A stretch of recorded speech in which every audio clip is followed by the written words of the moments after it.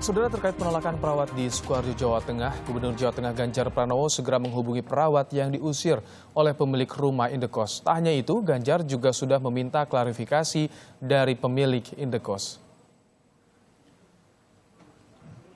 Ganjar mengatakan bersedia membantu dengan memberikan bantuan penginapan yang telah disediakan Pemprov Jawa Tengah. Ganjar Pranowo juga telah menghubungi pemilik rumah indekos yang mengimbau perlunya komunikasi hubungan yang baik antar sesama perawat dan pemilik tempat indekos. Ia memastikan perawat yang diusir sudah mendapatkan bantuan tempat.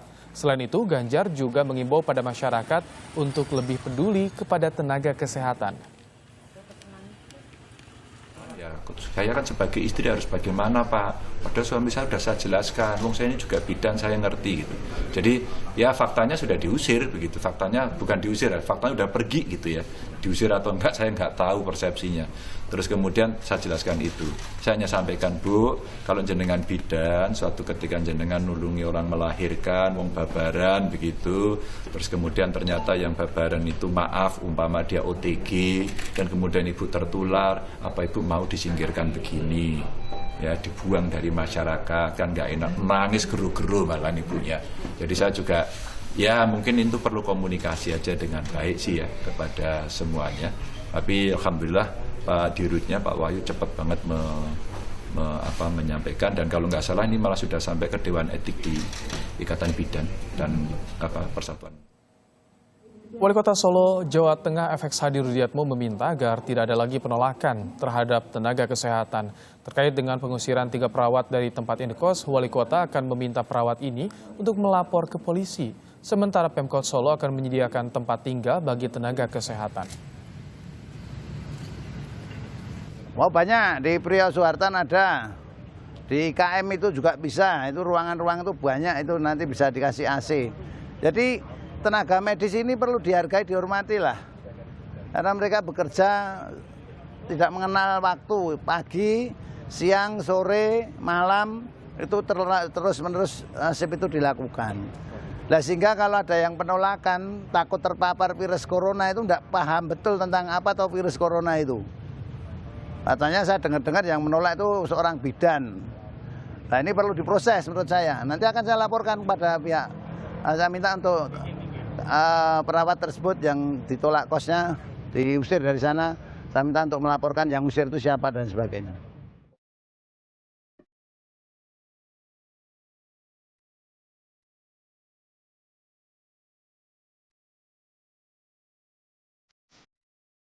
Ini adalah video amatir saat 3 perawat RSUD Bung Karno Solo, Jawa Tengah terpaksa pindah rumah indekos.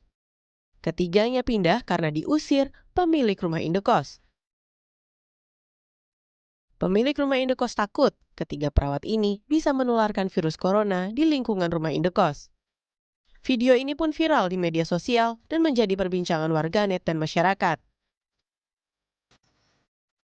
Menanggapi viralnya kabar pengusiran 3 perawat, pemilik rumah indekos pun memberi klarifikasinya. Ia membantah telah mengusir 3 perawat dari rumah indekosnya. Pemilik mengaku menyarankan ketiga perawat untuk mencari rumah indekos lain karena kondisi suaminya yang sedang sakit dan takut tertular virus corona. Yang mengkhawatirkan sebenarnya Bapak. Jadi Bapak itu sudah saya motivasi, saya beritahu Pak, yang namanya penularan COVID-19 seperti ini. Aku wedi, Bu. Aku wedi. Lawang yang perawat wedi nek keluargane tertular apa meneh aku gitu. Jadi memang Bapak yang ketakutan sekali, ya. Jadi saya setiap kali di rumah itu malah bertengkar dengan Bapak, Bapak itu manut aku. Gitu. Jadi saya sebenarnya itu yang ditakutkan Bapak. Jadi kalau saya sebenarnya tahu, saya tenaga kesehatan, Mbak. Saya tahu bagaimana menjaga agar tidak tertular. Bapak juga sebenarnya sudah saya beritahu, tapi karena ketakutannya seperti itu. Kini, 3 perawat terpaksa tinggal sementara di ruang RSUD Bung Karno Solo. Pihak RSUD Bung Karno Solo berharap tidak ada stigma negatif kepada para perawat di tengah pandemi virus corona.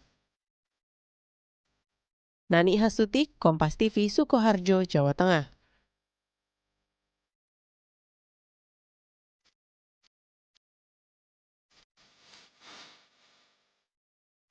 Lalu bagaimana nasib ketiga perawat RSUD Bung Karno Solo, Jawa Tengah? Kita akan tanyakan langsung kepada Direktur RSUD Bung Karno Solo, Pak Wahyu Isdianto yang telah bergabung melalui sambungan Skype. Selamat sore, Pak Wahyu. Selamat sore. Pak Wahyu, bagaimana kondisi 3 perawat yang sempat diusir dari rumah indekos itu? Sampai saat ini mereka baik-baik saja di rumah sakit, tetap semangat melayani, tetap bersedia melayani, cukup bagus dan dedikasinya masih terjaga. Gitu. Masih terus melayani di RSUD Bung Karno.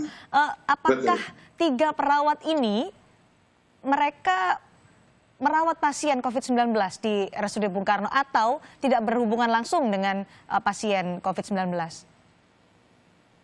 Hampir semua perawat di tempat kami berhubungan langsung dengan pasien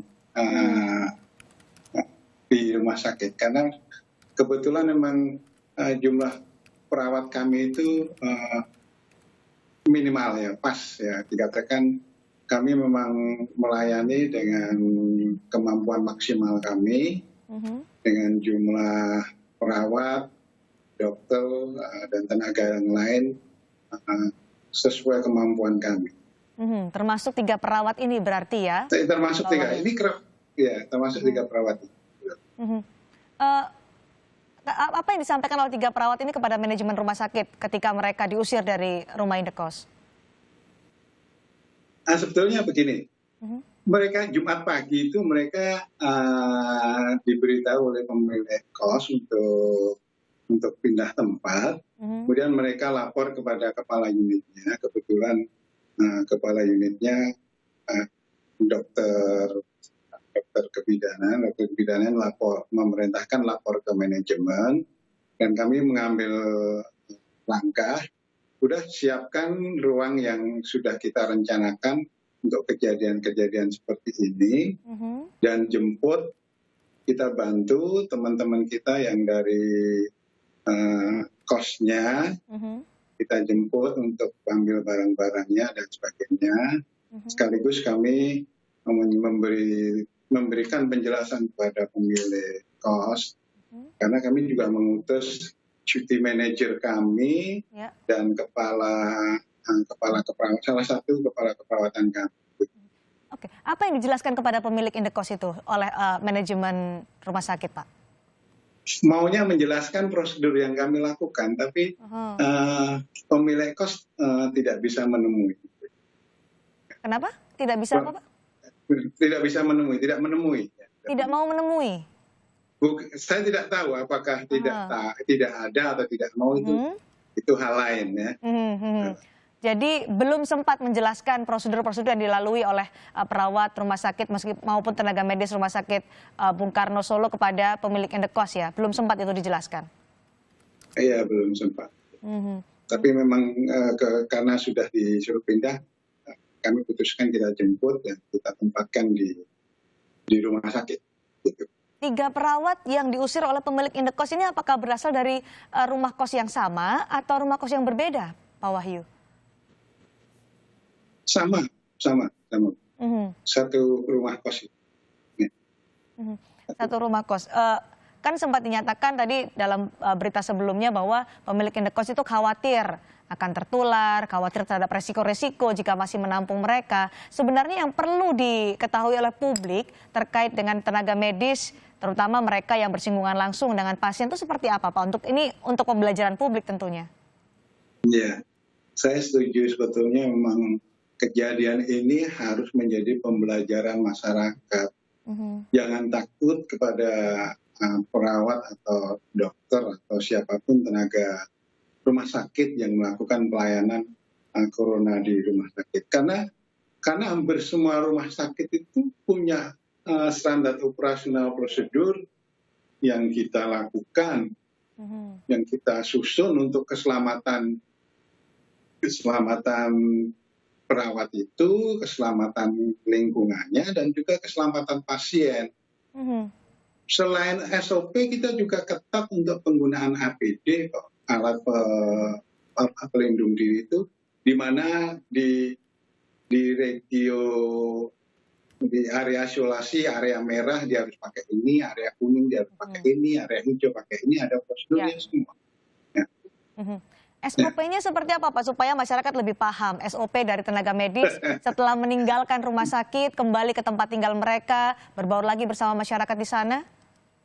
Nah, jadi begini, kalau di Rumah Sakit Bung Karno, setiap tenaga kesehatan yang berhubungan dengan pasien, mereka datang akan berganti baju kerja, baju yang disediakan oleh rumah sakit, kemudian mereka bekerja. Nah, kalau dia masuk ke ruang tertentu, misalnya di ruang isolasi, dia harus memakai baju pelindung yang lengkap, mulai dari hazmat, Google, face shield, masker N95, masker bedah, penutup kepala, penutup sepatu, sepatu boot, handscoon pendek, handscoon panjang, itu urut pemakaiannya. Begitu keluar, dia sudah melepasnya juga satu-satu secara urutannya tadi. Kemudian mandi, keluar dari tempat mandi itu sudah bersih. Di kamar mandi pun kami melakukan 3 ruangan, Bu. Jadi ruang sebelum mandi dia lepas baju, kemudian dia masuk ke kamar mandi, keluar sudah ganti baju yang bersih. Sudah bersih dia.